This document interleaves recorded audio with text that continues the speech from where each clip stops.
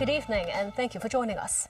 A close call in Hong Kong skies. Reportedly, two cargo planes flew just 100 meters apart over Lantau Island yesterday and triggered the plane's alert system. The incident allegedly involved air traffic control personnel who did not follow protocols to arrange plane takeoffs. The first aviation incident since the three-runway system at Hong Kong International Airport was put into use 3 months ago, allowing two planes to take off at the same time. The incident unfolded at about 7 a.m. on Thursday. A Boeing 777 cargo plane took off from the south runway destined for Baku, the capital of Azerbaijan. At the same time, a Turkmenistan-bound Airbus A330 freighter took off from the middle runway. The two aircraft were instructed by air traffic controllers to climb to 3,000 and 5,000 feet respectively. As they flew over Sunny Bay, the traffic collision avoidance system of the Boeing aircraft issued a warning signal, and the plane descended to an altitude of 2,500 feet.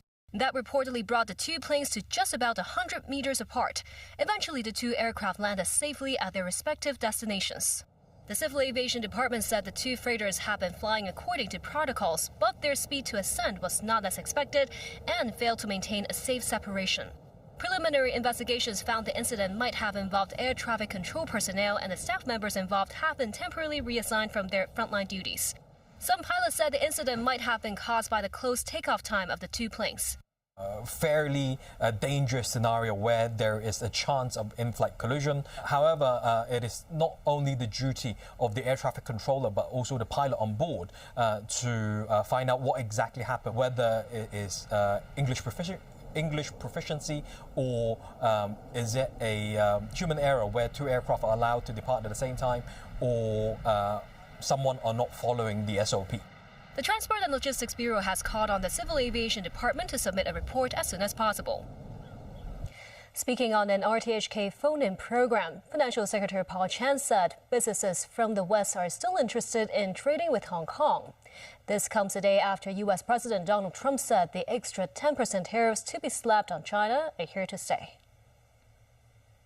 We try to reinforce the relationships and trading relationships with developed economies, U.S., Europe, because for them, contact with them, many of their business are still very interested in the mainland market. And Hong Kong will be the natural landing platform for them. Thank you. Some callers sounded frustration towards the discontinuation of the $2,500 non-means tested one-off student grants, questioning why the grant is not reduced instead. They asked if that reflected the government's lack of support to parents. Chan said the grant was non-means tested and the administration wishes to have more targeted help to families in need. Sources said legalized basketball betting activities will be rolled out next year at the earliest. The government is striving to amend the law by September this year. Timothy Lee tells us more. The government is currently exploring the regulation of basketball betting activities in the city, with the Hong Kong Jockey Club having been invited to submit a proposal on the matter. In order to legalize betting activities related to the sport, authorities will need to amend the Gambling Ordinance and Betting Duty Ordinance. This, as reports say, the HKJC had already submitted its proposal to the Home and Youth Affairs Bureau, the government body responsible for the relevant regulation. The club suggested that authorities could review the policy on the regulation of football betting activities rolled out in 2003 and replace the term football with basketball in the law. Authorities and the HKJC have reportedly conducted a preliminary work meeting in an effort to complete the amendment by September and before the end of the current Legislative Council term at the end of the year. Both parties are also aiming to legalize relevant betting activities prior to the U.S. National Basketball Association preseason matches next year. Sources say HKJC consultants estimated between $70 billion and $90 billion were involved in illegal basketball gambling last year, while the club believes around 30 to 40% of this will transfer over to legalized betting in the future. Meanwhile, the policy is predicted to generate $1.5 billion of gambling duty after 3 to 4 years of implementation. Timothy Lee, TVB News. An electric private car emitted smoke while traveling along Kwai Chung Road. It was subsequently hit by two passing vehicles. No one was injured. Video footage circulating online showed a gray private car parked on the edge of the road. Smoke was seen spewing from the front of the car. The accident happened at around 7 a.m. this morning when a Korean-branded private car was traveling along Kwai Chung Road towards Kowloon. The driver stopped at the vicinity of Lai King MTR station after noticing the car was emitting smoke. Two private cars traveling from behind crashed into the stationary car. A jet and breathing apparatus team were deployed to extinguish the smoke. Sources say the battery of the electric car emitted smoke because of overheating. The car was later placed in a pool to cool it down at a vehicle examination center. The government revealed that 8 residential plots of land will be put up for sale in the coming fiscal year, providing a total of 4,450 units. A surveyor estimates that all sites may not be sold out, and land revenue may be lower than that of this fiscal year. Samantha Lee reports.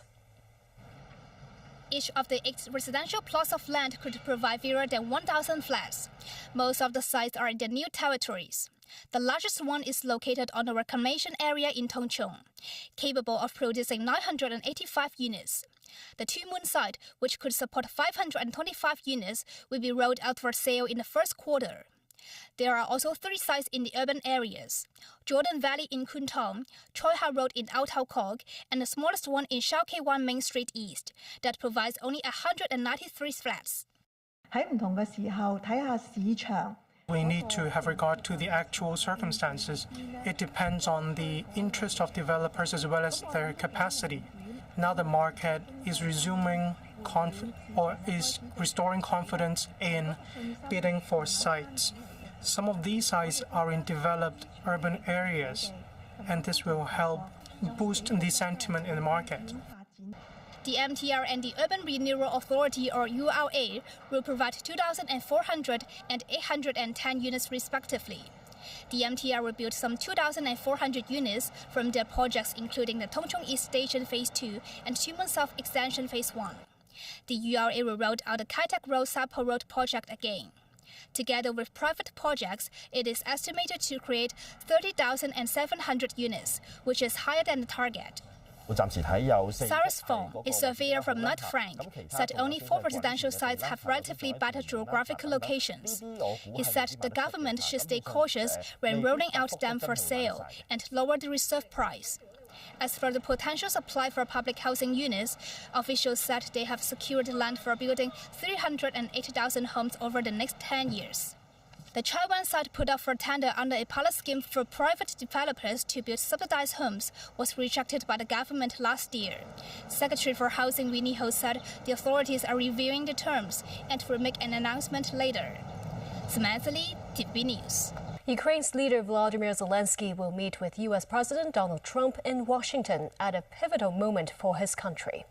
Zelensky hopes to persuade Trump to provide some form of U.S. backing for Ukraine's security against any future Russian aggression. Zelensky is also expected to sign a landmark economic agreement with the U.S. aimed at financing the reconstruction of war-damaged Ukraine. The deal is seen as a stepping stone to ending the 3-year war. Nasser Karim has more. An impending visit to the White House and eager to sign a mineral deal with Washington, Ukrainian President Volodymyr Zelensky doesn't seem so bad after all, as far as U.S. President Donald Trump is concerned. Trump earlier called Zelensky a dictator for not holding elections during the war with Russia.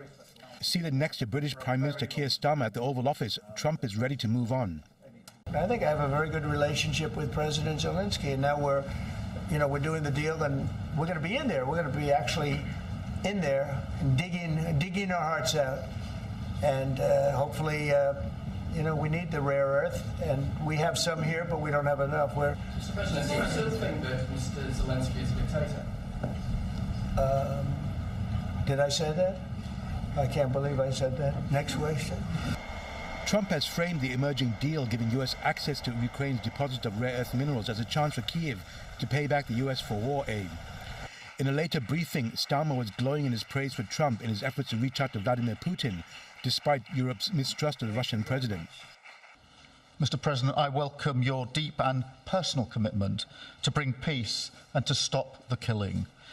You've created a moment of tremendous opportunity to reach a historic peace deal, a deal that I think would be celebrated in Ukraine and around the world. That is the prize. But we have to get it right. During their Oval Office meeting, Starmer handed Trump a letter from King Charles inviting the president on a state visit to the United Kingdom, a second such visit after he met Queen Elizabeth II during his first term. Yes, so this is a letter from His Majesty the King. It's an invitation for a second state visit. This is really special. This has never happened before. This is unprecedented. And I think that just symbolises the strength of the relationship between us. Meanwhile, Russian and US diplomats held talks in Istanbul on Thursday to discuss normalizing the operation of the respective embassies after years of expelling each other's diplomats. The talks followed Trump's recent call with Putin and discussions between top Russian and US diplomats and other senior officials in Saudi Arabia over ending the Russian-Ukraine war. Nazri Karim, TVB News.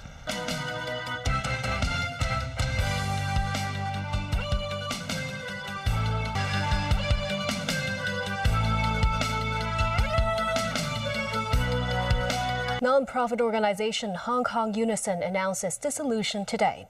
The body has served the city's ethnic minorities for 24 years. Founded in 2001, Hong Kong Unison was registered as a charitable organization in 2005. The decision to disband was made after a general meeting among its members.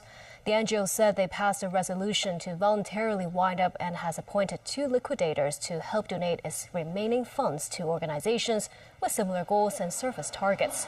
Undersecretary for Labor and Welfare Ho Kai Ming said it's a decision of Hong Kong Unison itself. While Unison said it has completed its historic mission, some workers slammed the sudden decision as irresponsible and the Unison's reasons as unconvincing. And that's the news. Thank you for watching.